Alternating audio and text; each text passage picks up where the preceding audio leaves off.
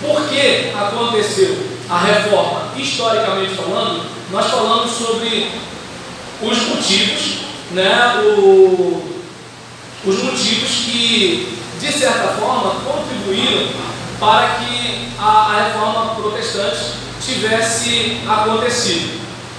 E teve um momento, conforme eu falei aqui, que Lutero, ele fez como o Romário, né, ali na cara do gol, e teve a oportunidade de fazer esse gol. E aí, dentro dessa situação, é que eu gostaria que a gente pensasse um pouquinho. Por quê? Porque muitas vezes a gente não se dá conta, né, que na caminhada, como é que eu posso dizer? Existem passos que a gente precisa dar e aproveitar a oportunidade como um surfista. É aquele caso, o surfista, ele não controla a onda. O que o surfista faz é aproveitar a hora da onda. E eu entendo que foi o que Lutero fez. Ele aproveitou a oportunidade, né? Ele aproveitou aquele instante ali, e aí a gente tem o que a gente tem. O que foi a reforma protestante? Foi um período de profundas mudanças eclesiásticas e teológicas no cristianismo ocidental, com raízes no século XIV, embora os pré-reformadores não deixem lá de trás, né? Cátaros, albigenses, valdenses e assim por diante, né? Cátaros e albigenses. A gente tem todo um trabalho lá atrás, mas se estendeu até o século XVII. A reforma se refere especificamente ao rompimento com a Igreja Católica Romana, efetuado no século XVI por homens como Martinho Lutero e João Calvino, que são os caras que saem na foto. O professor Lucas Gesta, ele chega a dizer que o que aconteceu não foi bem uma reforma, foi uma revolução, porque reforma é um negócio bonito, né? Você assim, faz uma mudança aqui, ajeita, enfeita, só que a reforma teve morte. Muito sofrimento. Tanto no aspecto católico quanto no aspecto protestante. Teve morte. E ele até brinca num vídeo em que ele dá uma entrevista, né, num determinado programa, em que ele diz que talvez o evangélico aqui não mate outro evangélico por causa da nossa Constituição, né, porque de certa forma o que não falta é manifestação de ódio ao diferente, né, como se de repente uma denominação fosse mais importante que a outra. É importante a gente observar que cada denominação tem uma perspectiva, e essa perspectiva não significa que a gente vê o todo. Agora vemos em parte.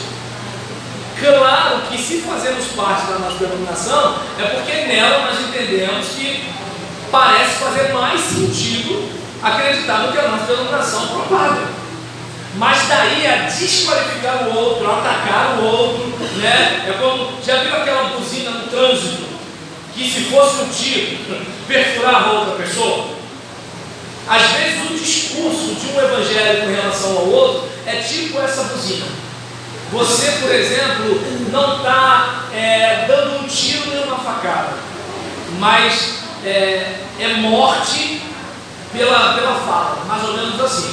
E aí, tivemos a reforma magisterial, que o professor Alessandro Rocha, ele chega até a dizer, né, que teve uma ala reformista que foi uma ala que de certa forma se associou ao status quo. Por exemplo, Lutero, ele acaba tendo o apoio dos príncipes, talvez por isso ele não tenha morrido queimado como John Huss. Então, ele tem um suporte político. E isso, de certa forma, deixa Lutero numa situação difícil, inclusive numa revolta de camponeses, em que assim, peraí, ele vai ficar do lado de quem? Dos camponeses ou da rapaziada, né, que ajudou ele a ser protegido da espada romana? Então é um negócio para a gente, romana que eu falo aqui, é o romana da igreja, né, não é o romana, né, do país. E aí você olha, por exemplo, para uma situação dessa, você vê o caso tanto de Zwinglio quanto de Calvino, seja Zwingli em Zurique ou Calvino na Suíça, em que, por exemplo, eles gozam do privilégio do aparelho religioso e, de certa forma, o aparelho político cola com eles, mas eles também colam com o aparelho político.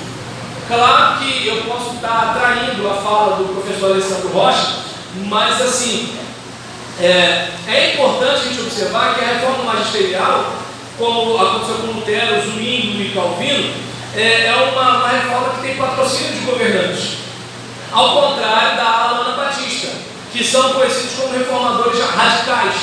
E a reforma radical poderia ser conhecida como o protestantismo do protestantismo. Por quê? Porque esses reformadores, eles não queriam se identificar com a reforma magisterial. Eles queriam algo diferente.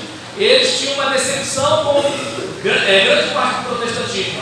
E aí, o que acontece? Eles rejeitavam algumas doutrinas, inclusive, doutrinas que deixavam o protestantismo próximo ao catolicismo romano. Tanto que é que você vai ver algumas coisas do presbiterianismo, no anglicanismo, que de certa forma remonta a alguns rituais. Não estou dizendo que seja igual, mas remonta. E os radicais, não, a gente vai romper com tudo isso. A gente vai romper com tudo isso. E aí, dada a circunstância, a gente, por exemplo, vai observar, que esse caso aqui, de certa forma, mostra que a reforma não foi Lutero, a reforma não foi Lutero e Calvino, e a reforma não foi uma ruptura determinante. Não. A reforma foi tipo um chute, foi o 1-0. A pré-reforma foi aquela luta para conseguir fazer o gol. A reforma foi o 1-0, que começa com a magisterial. Mas a radical é a que vai dando a continuidade ao trabalho. E aqui, nesse contexto, a gente, por exemplo, vai perceber que nos dias de Lutero, a necessidade da reforma se tornou mais urgente quando teve o período da venda de indulgências. O que seriam as indulgências? A venda de perdão. Exatamente isso mesmo. A igreja estava vendendo perdão. E aí, nessa situação, o dinheiro do perdão serviria para contribuir, para construir uma catedral. E aí, onde vem inclusive a indignação de Lutero. Por quê? Porque, peraí, você vai pagar para construir uma catedral enquanto tem gente passando fome? Eu acho que você não está evitando a ira de Deus assim não, filho. Acho que pelo contrário, você fazendo isso aí sim que você está buscando a ira de Deus para a sua vida. Como é que você vai fazer catedral com gente passando fome? Não estou falando de catedral aqui no Brasil, tá, gente? Estou falando do contexto lá de Lutero, tá? Hoje em dia é complicado. E aí, nesse caso, estou falando lá, aqui hoje em dia é outro estudo. E aí, em relação a esse caso, um nome interessantíssimo, que é o John Tetzel. John Tetzel, ele era tipo, não tem aí a Kombi dos 30 ovos, que a galinha chorou para colocar? Aqui já chegou isso aqui também? Isso aqui era só lá em Caxias. E aí, nesse caso, John Tetzel está passando pelas ruas e dizendo que a cada moeda que cai no cofre, uma alma voa para o céu. A cada moeda que cai no cofre, uma alma voa para o céu. Gente, tente se colocar no lugar de uma pessoa que quer que os pais sejam salvos, mas não tem certeza se os pais foram salvos. Até porque essa dúvida ajudaria muito ao pessoal continuar, fechando com a igreja. E aí o que acontece? Não, olha só. Você pode assegurar sua ida para o céu, mas você assegura também a ida para o céu dos seus pais que já morreram. A gente não sabe se foi ou se não foi.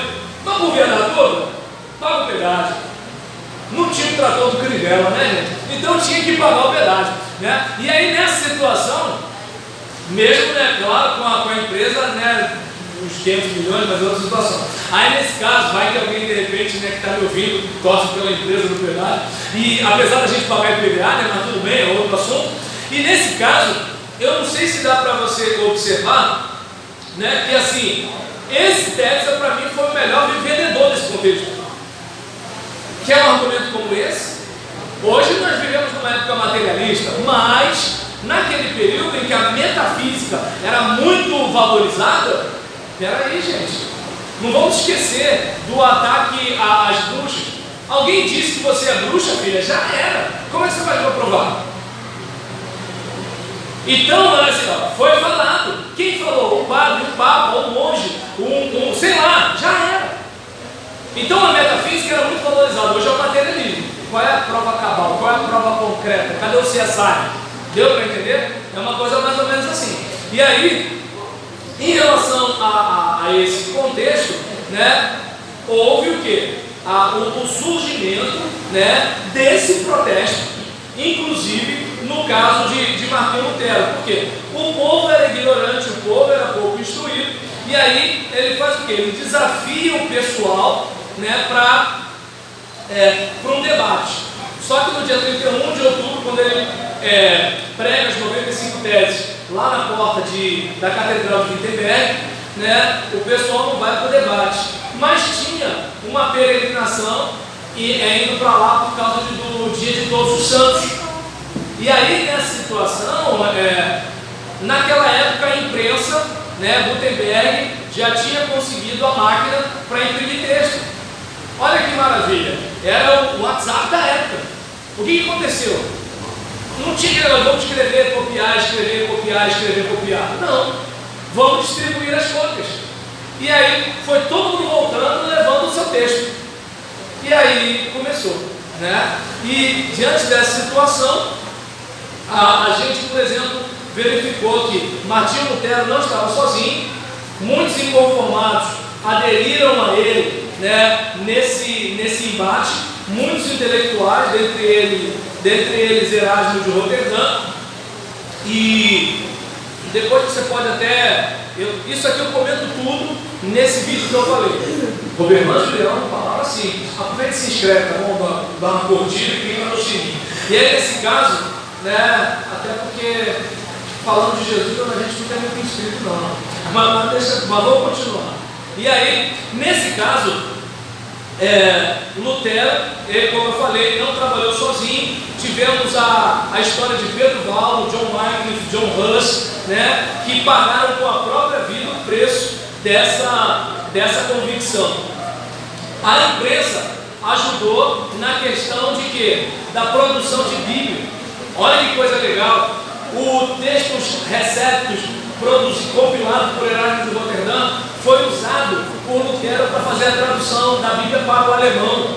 Então o povo começou a estudar, a ler, a se conscientizar, e isso foi se espalhando para Zurique, Genebra, a reforma anglicana na Inglaterra, né? Os anabatistas tanto na Alemanha quanto na Inglaterra, e, por exemplo, os dissidentes também da reforma na Inglaterra. No caso, por exemplo, no meu caso, como batista, que vieram dos separatistas ingleses, e como os metodistas que saíram do anglicanismo também.